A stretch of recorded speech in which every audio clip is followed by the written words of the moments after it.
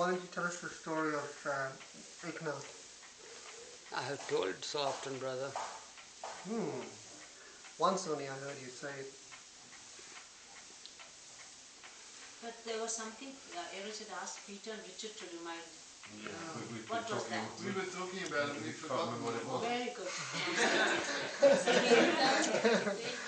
They said the first thing we'll do on Saturday is to remind Eruch.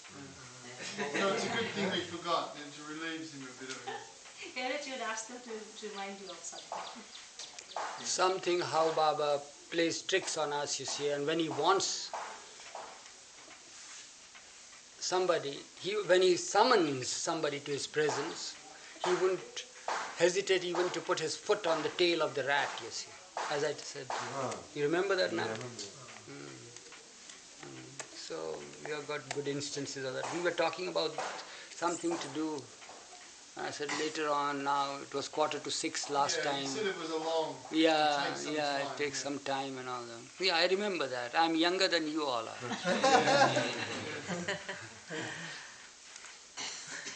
No, but let us... you want that story? No, this is fine. Carry on with it. No, but if you want it, no. Take it down. Eknath, as he asks for it, just episodes, little episodes, you see, of Eknath. Eknath is a saint, well revered here. You may call it was, but I can't say was because he has immortalized himself. So he is. You follow? Sometimes when I hear, it's very grating. When I hear, Meher Baba was this and Meher Baba had said this, and it is very grating, you see, when I hear these things.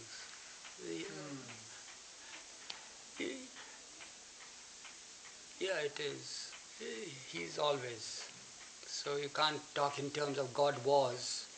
God was good. God was infinitely compassionate, How would it sound? Huh? It doesn't sound right. Yeah, God was infinite beauty. Was infinite beauty. Is it true? No sense. It's nonsense. So likewise, it is nonsense to speak in terms of the past, you see. It's the perennial present. So Eknath is a well-revered master of the time.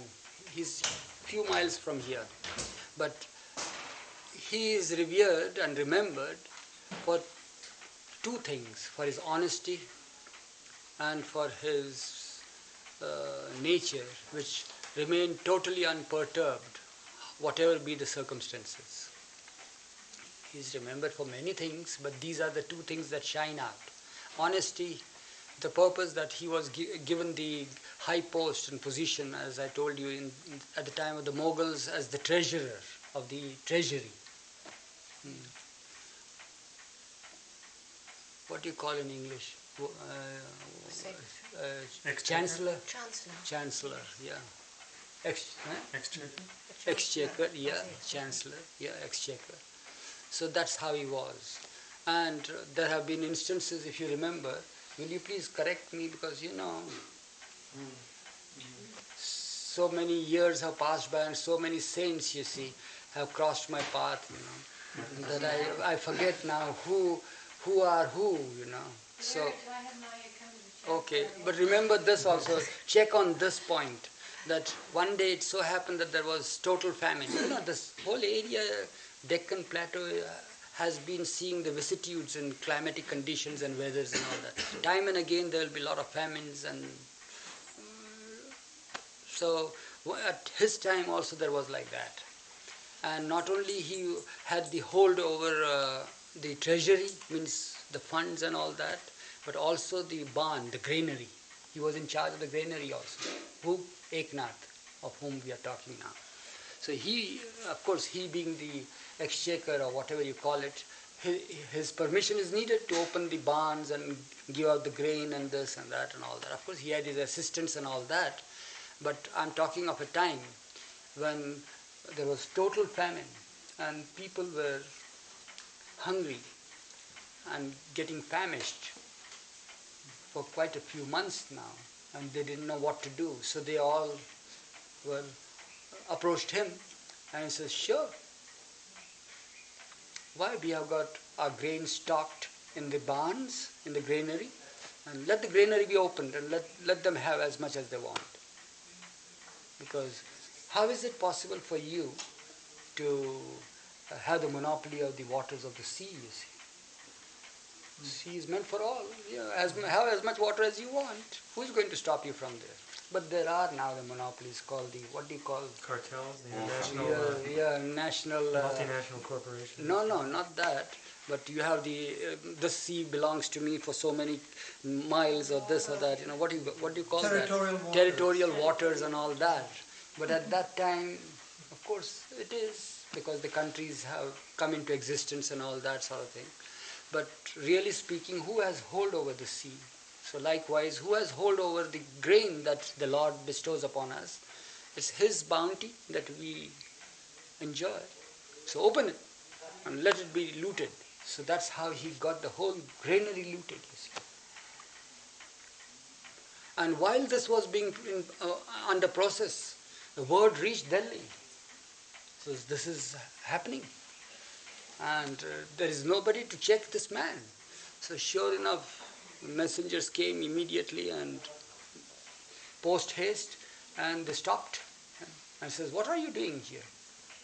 So he says, well, people are starving and the grain has been given to us by the Lord, and it is our bounden duty to see that grain is supplied to all, that all the subjects are well fed properly and all that. So it's my responsibility to see that they don't cast any aspersions on the ruler. So I must see that they are fed properly. So I opened that granary. He says, but do you realize what is going to happen with that? How long will it last? He says, it will be there all the time. So how do you say that? So then what happened is that it is said so, that perforce they stopped it. Military action was taken against him and it was stopped. And he was brought to the court for compensation and all that. He says, now how would you compensate about the loss of the grain in the granary like that? Tons of grain went out like that. So he said, well, if you accuse me, then I would like you to prove that there is a loss in the granary. So what was the tonnage in the granary before you started and all that? All the records were brought there, and they saw it, the figure. He says, now measure it. So it has been found that it was more than it was on the record. That is one. Try to find out, but this is what I had learned as a baby in the life history of this man. Apart from this, so his honesty was such that he wouldn't care for himself or anything, but he would try to be of help and service to others, all the time knowing fully well that it is the bounty of the Lord. Anything is nothing but of Him must return to Him. So another time in Eknath's life was him being unperturbed under any circumstance was that he wouldn't get upset or he wouldn't get angry or anything of the sort. His devotion was so great that it has been put on record that Lord Himself served as a servant, menial servant in His own house, in the house of Eknath. Yeah.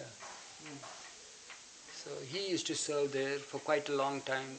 What had happened was that Eknath and Eknath's wife, they wouldn't want anybody to serve them. They were themselves the slaves of the Lord.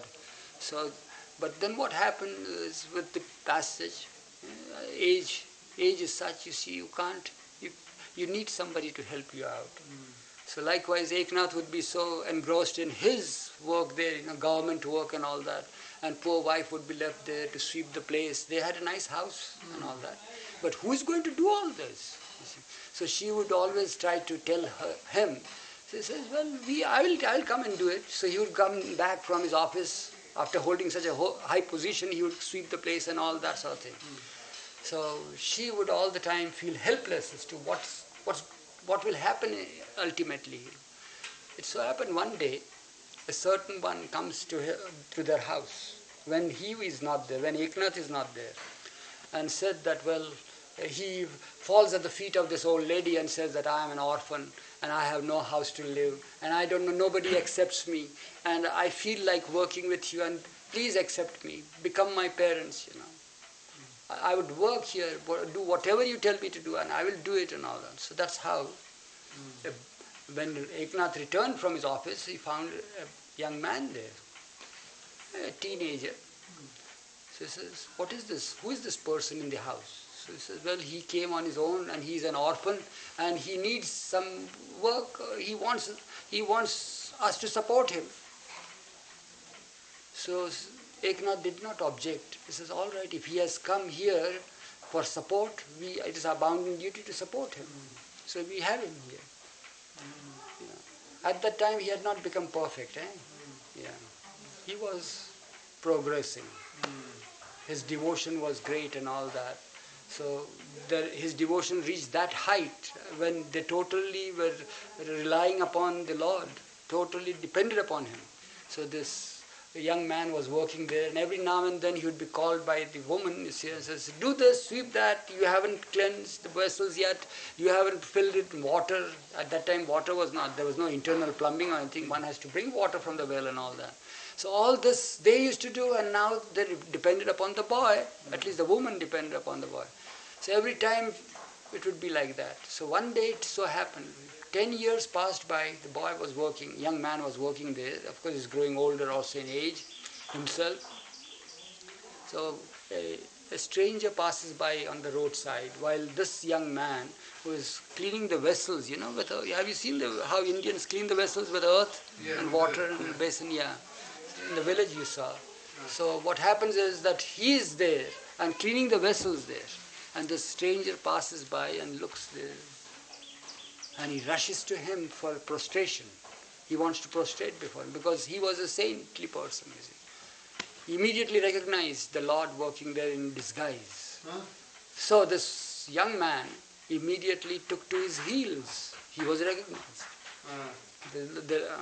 The Lord himself had to take to his heels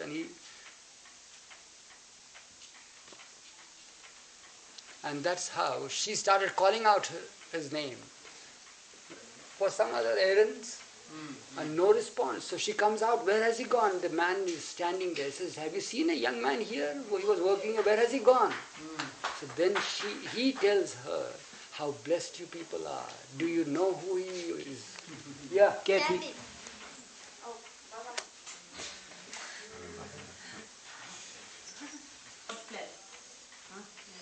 So the Lord was recognized and he fled.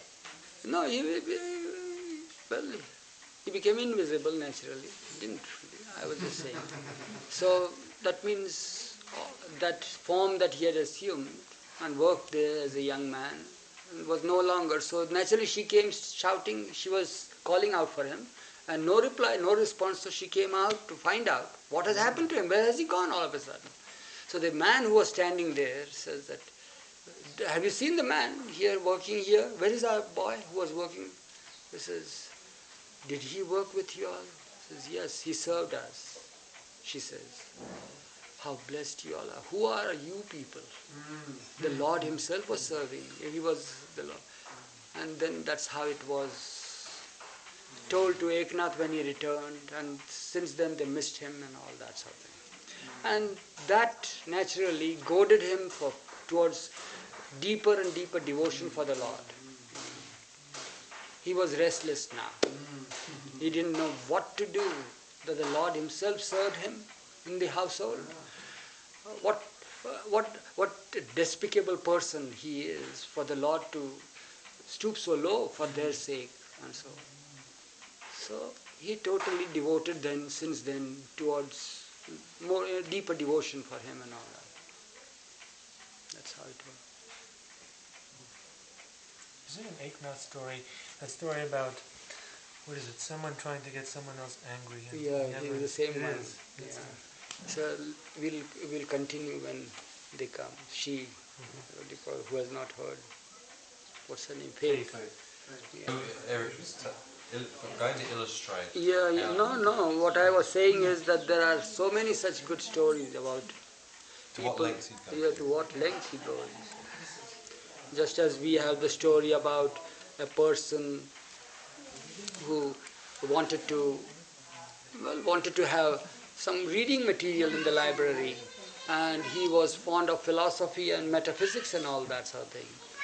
So he went out to a library in search of some reading material, and he tried to select some books and all that. That's in the past, we had heard about it. I think Don Stevens told us the story. When he went out and he was in search of some proper book or edition to get, so all of a sudden from the कहाँ जा रहा है हाँ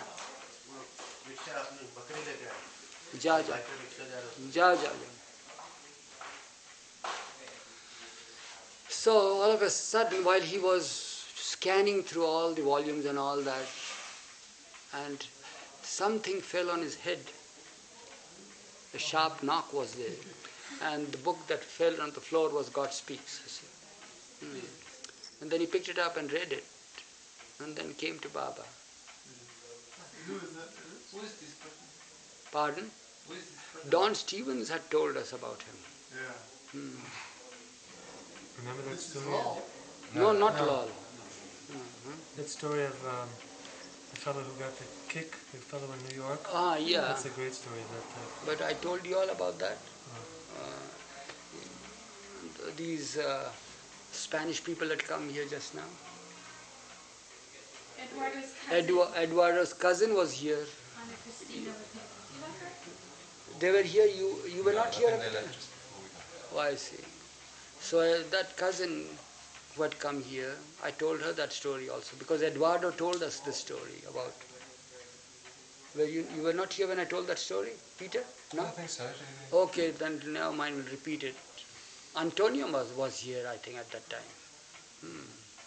So the story is this, what he told us about, that Fred Ella used to take, they were the group heads at one time in New York. And they used to, there used to be a day called Monday Group, because Monday would be the day where the group would come together in their apartment. And Fred, being the superintendent of the blocks, you see, he had a nice hall there at his disposal. Whenever he wanted, he can open it and so forth. So it was a nice meeting and nice place. Everything was fine as long as Fred Ella were in New York. But now Fred has to retire and to leave. So where will they meet now? The group has grown, and what will happen to them? So they were in a quandary as to what to do. Where will they meet?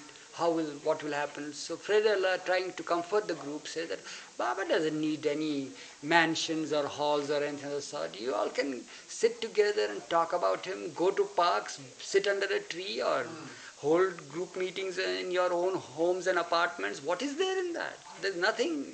Baba doesn't want all these things. You see. Well, your heart is the center, and this and that, and as whatever Baba had said, you see, it was there. So then it was, so eventually it came to this point that, well, you all can alternate and have your homes open on alternate weeks and all that, and hold meetings. So one such meeting on one Monday was at the house of Eduardo Nunes. So when he had come here, he told me of this episode. And the episode is that when the meeting was there, what is the meeting? Remembering about what is the meeting here? Do we have any lectures here or anything like that? Nothing. Simply remembering him in many diverse ways, you see. So singing stories, how I heard about Baba, what had happened some years ago, and this and that. So there had come a woman there for the first time, like Faith, you see. And all the group members were very happy to have that person for the meeting. So it would be a good pastime to find out as to how she came to Baba. So she was made to sit and she was narrating her story. Halfway through the story, walks in a stranger, a black person.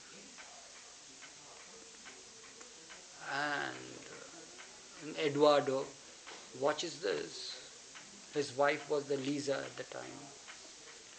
And they can't say, the house is open for people now. You can't stop anybody. Who are you to enter? But he looked a total stranger there. So he takes his seat there and sits quietly. And this lady her back is towards the stranger. She doesn't notice this. And she goes on saying about how she happened to come across the name of Baba and what happened, this and that. And this eventually, after about 10-15 minutes of this talk, she says, well, this is how I came to Baba. And all were very happy to hear a story. And it was a nice, interesting story, which Eduardo didn't tell me because he had to tell another story. So it was fine. And they hailed Baba, and it was a pleasant ending. There was little silence for half a minute or so. And then this man, a stranger, pipes in. He says, would you all like to hear as to why I have come to this place today? So Eduardo says, sure, we would like to know why you are here. And the story begins. You see, that's how it was. And the story is a simple story, but it tells us as to how Baba has diverse ways of bringing people to him. The story is that he's a Mohammedan. He says that I am a Mohammedan. From my childhood, I have been brought up. I have my Mohammedan parents and all that. And I have my wife and children, and I work in New York. I am employed. And I go to work every day. I commute in buses, go back from my work, back home and all that. Very nice. I'm a family person. And in my apartment there is a niche there, a special corner, where I supplicate to my Lord, pray to Him. And as being a Mohammedan, we are bound to pray 5 times a day. But it's not possible in this age to devote ourselves 5 times a day, because we have to go in search of our livelihood. So we have made it a point to pray to the Lord. At least I pray to the Lord once in the morning and once before retiring in the night. And in the morning before I leave for office I pray, and in the night when just before retiring.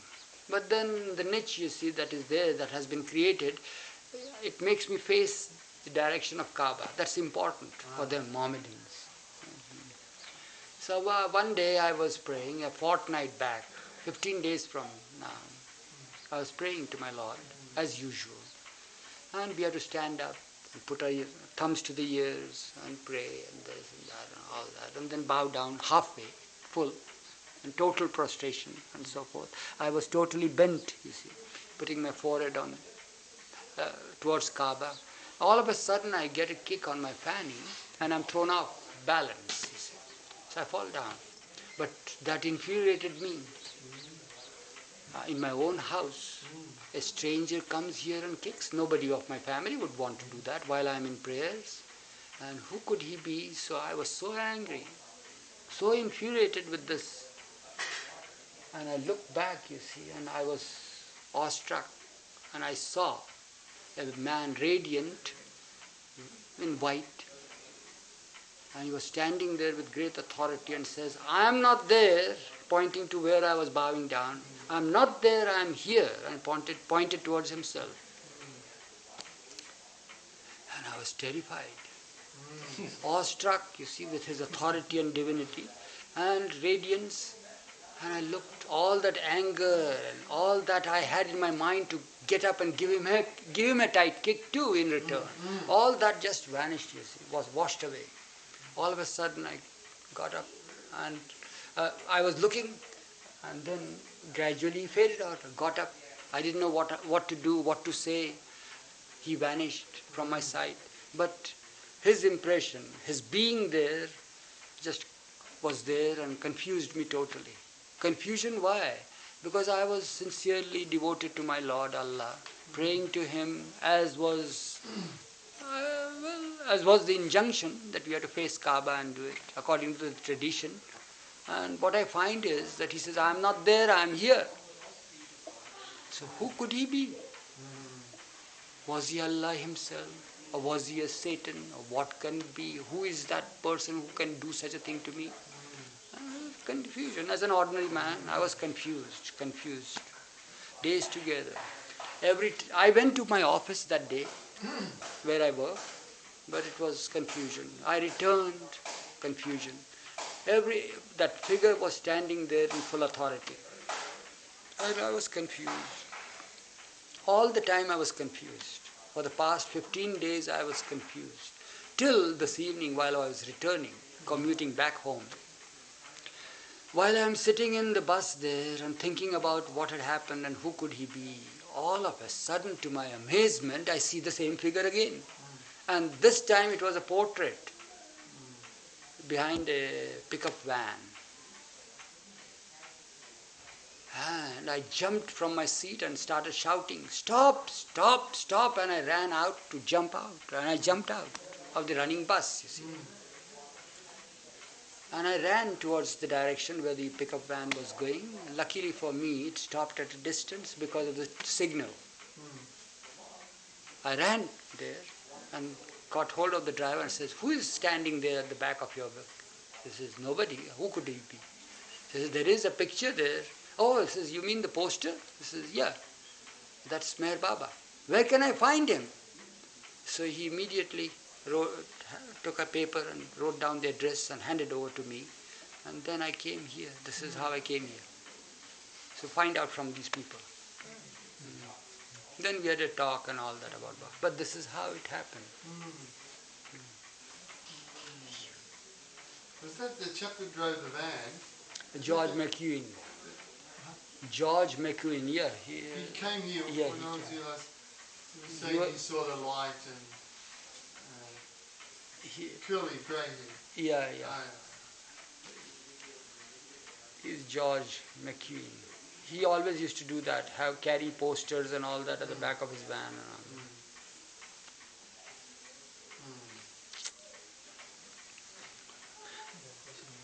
But the story that I wanted to tell you all is not all this, you see. This is not trying to stop the rat from going here and there, you see, in search of food, as he did, stamping on the tail and didn't allow it to go hither or thither.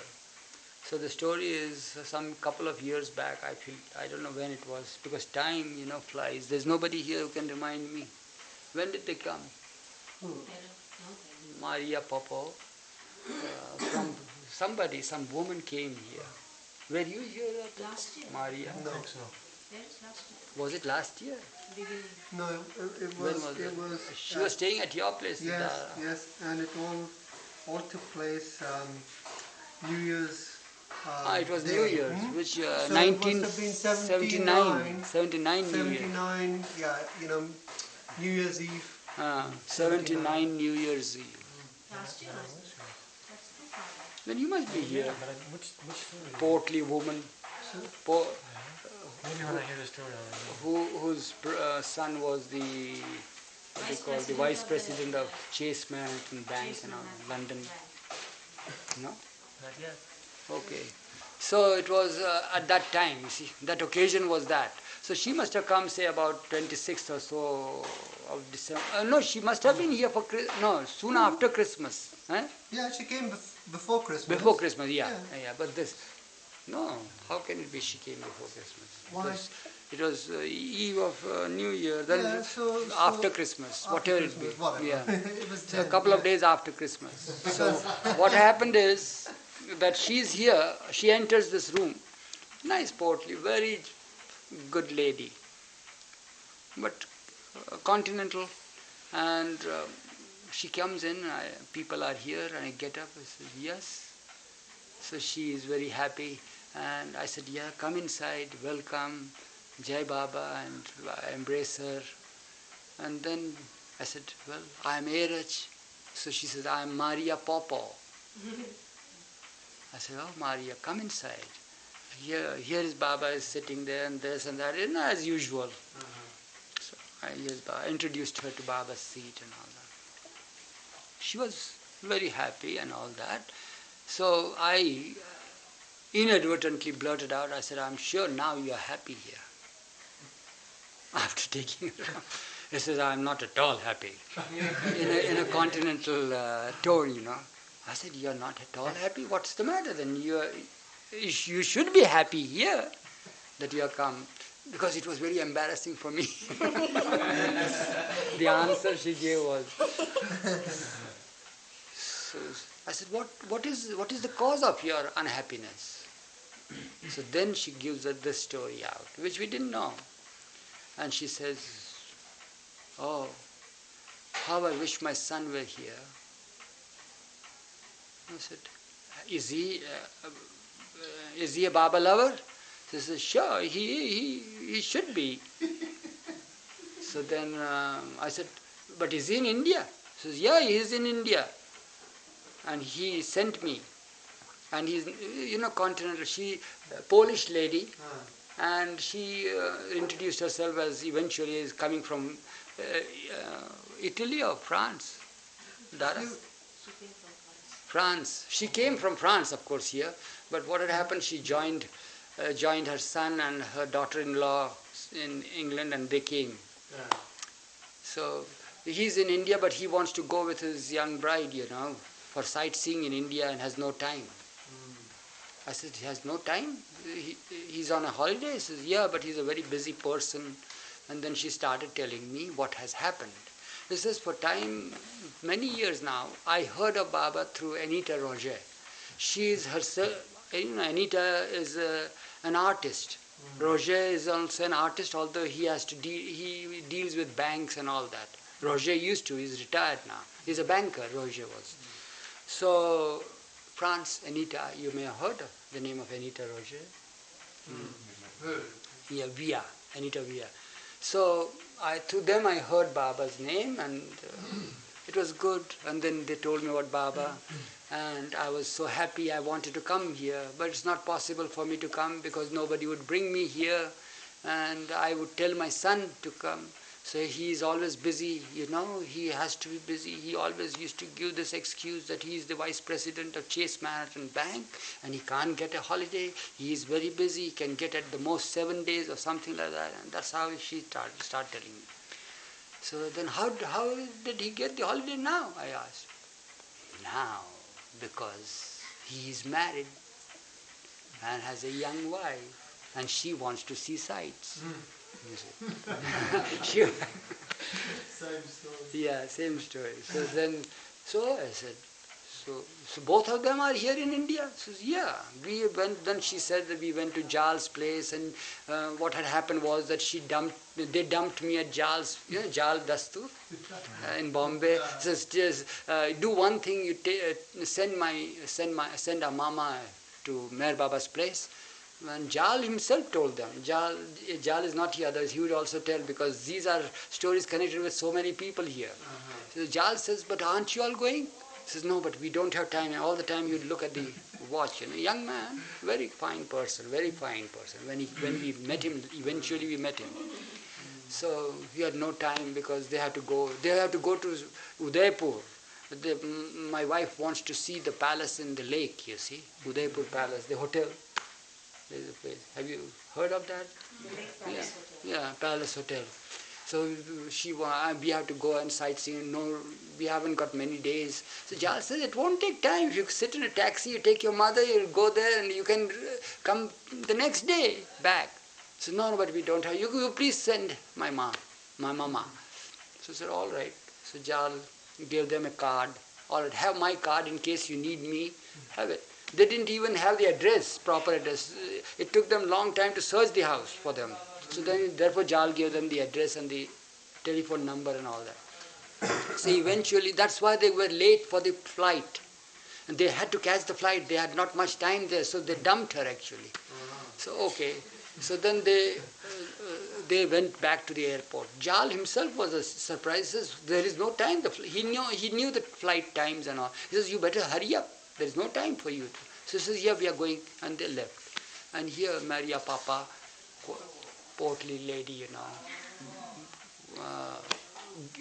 Jal finds a taxi for her and all that, and eventually sends her. Being a, Christmas week and all that, knowing that we will all be at Meherazad, so he instructed the driver to come straight to Meherazad. So that's how I found the lady here one afternoon. And when the lady is here, I introduced. her to Baba and all that, and then said, well, surely you must be happy and all that. And she was most unhappy because her son had left her. And that's how she said that I'm unhappy. So then she was made to sit, and we shared with her many stories, and she told us about her story, and likewise as we do it. Eventually in the evening, before 6, the bell rang and she left with the rest of them. In the meantime, she says, why don't you pray to Baba to get my son here? You pray to Baba. I said, why should I pray for your son? You are in his presence now. Why don't you pray? You pray. Come on, you pray, and he'll listen to your prayer. So she kneels down, and being a Catholic, she prays to Baba. I don't know what she prayed, but she prayed to Baba. And then we again sat down and then exchanged stories and all that. So then she leaves, and I don't know what happened there. She comes next morning, and she's very happy. I says, Eruch, do you know what happened last night? I said, no. Said that we were having, it was the night, eve of New Year. That's why it couldn't be Christmas. She was not here for Christmas. Eve of New Year dinner they had at Vilu's place. There were quite a few people there. So they were having there, and all of a sudden phone rings, and Jal calls from Bombay, asking for Maria Popo, whether she is here at Vilu's. So at that time, Pilgrim Center was not commissioned. So, Maria, you're wanted on the phone. So she holds the phone, Jal is telling and all that, and she has a hearty laugh and all that, and people are halfway through the dinner. So they are expecting her for some good news. So he says, well, Maria, what is it? Any good news that you are laughing? He says, yeah, it's perfect good news. My son has lost everything. What, your son has lost everything? He says, yeah, he has lost everything. He's still in Bombay and has lost everything. This is what Jal reports. And this will make him come now. That's what she says, eh? And, well, she comes next morning and tells me that this is what happened last night. Lost everything in his luggage? Luggage, money, ticket, and apart from all this, unlimited credit card of the vice president, you know. Oh, no. That's the worst thing. Yeah, that's the worst thing. Yeah. He was not perturbed at all about losing anything and everything. Right? Because he can get all these things back, whatever it be. But credit card, if the vice president is not careful with his credit card, you know, what happens to a person like that. So he was much concerned about that. And in his frantic mood, he had phoned Jal, because luckily that he had kept it in his pocket. And sure enough, the next morning paper, when we received it in the afternoon, on front page, there was the report of this man having lost everything, because he was a big shot. It was reported in the paper. And what had happened was, from the paper we had gathered, and eventually we gathered from those people, was that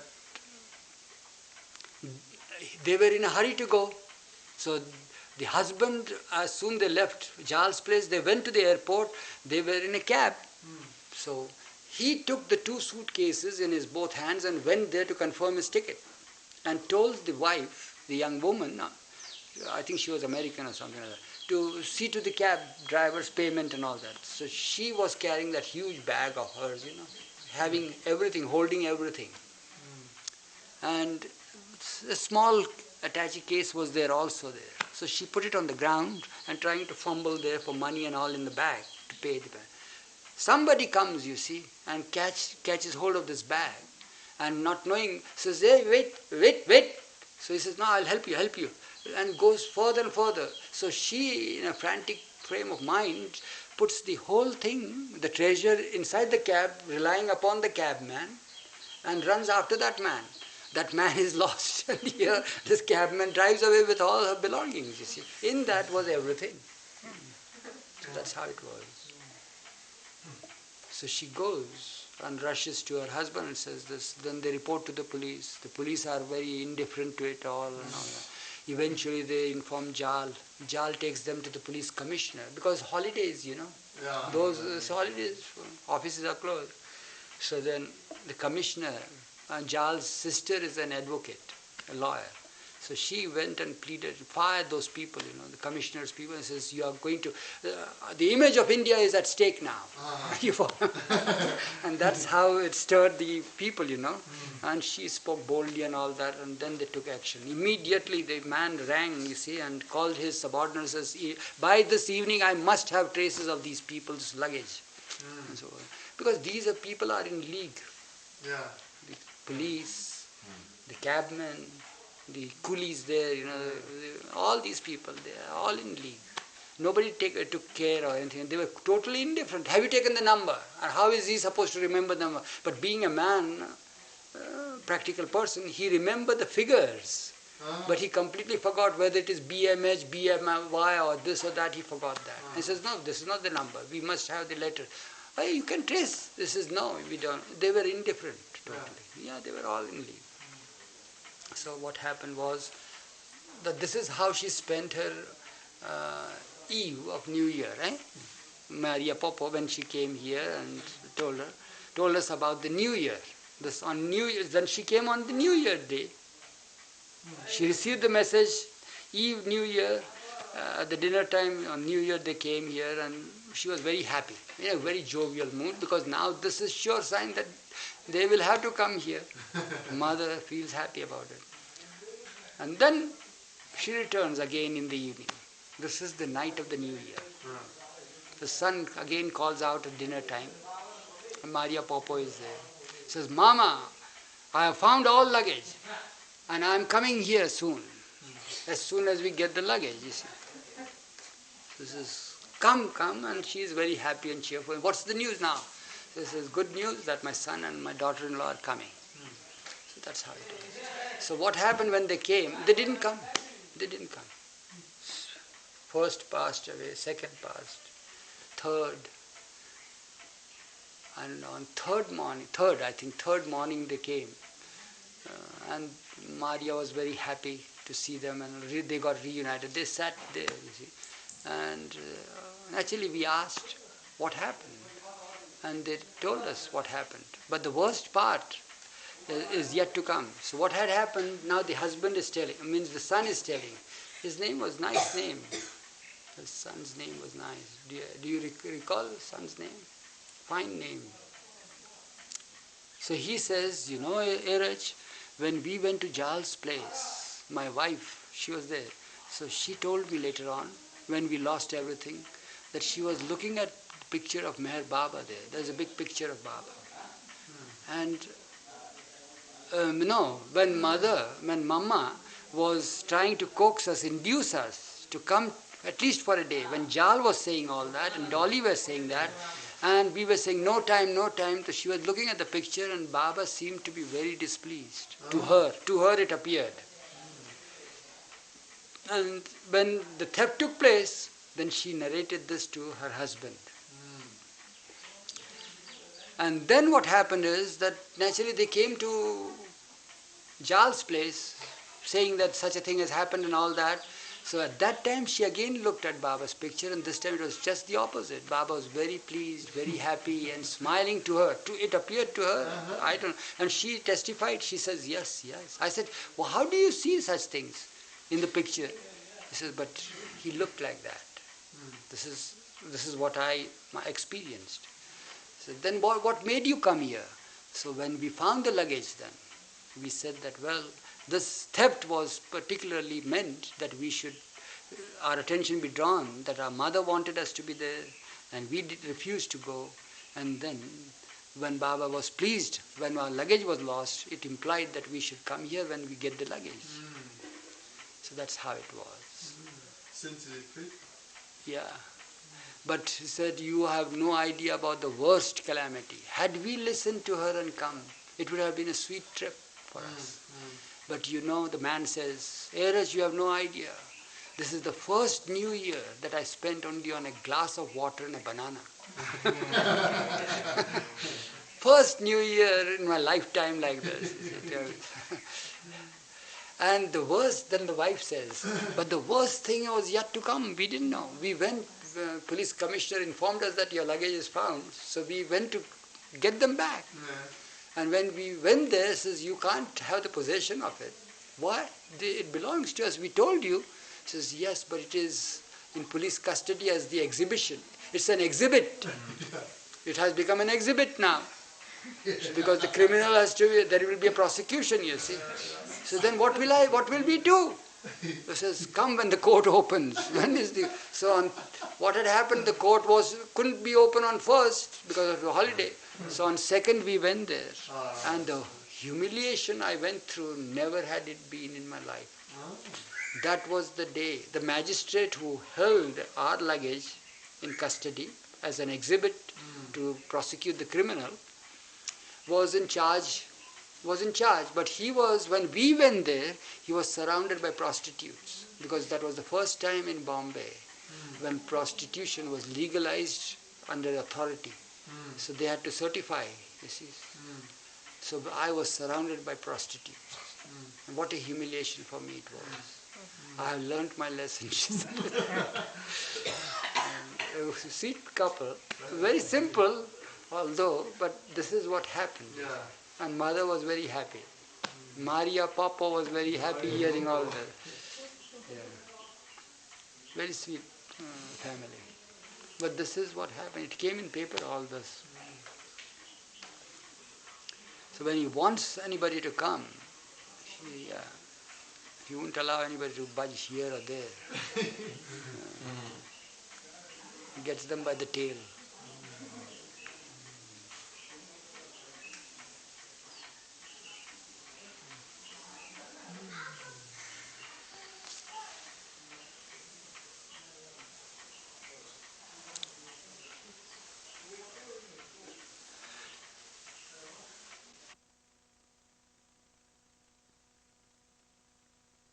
And this visit in 1956 was cramped, you see, with a lot of work and activities of Baba. So all the time my attention was focused on Baba. I had to be his personal attendant. I had to also interpret the gestures. He had given up the use of the board. So it was very difficult for me to remember anything other than his silence. But I do remember, while we were in New York, the day we arrived in the night, and it was my first trip to West. Baba knows that. I had to go in 52, but I didn't go. So he remembered that, and while I was attending to spreading out his things,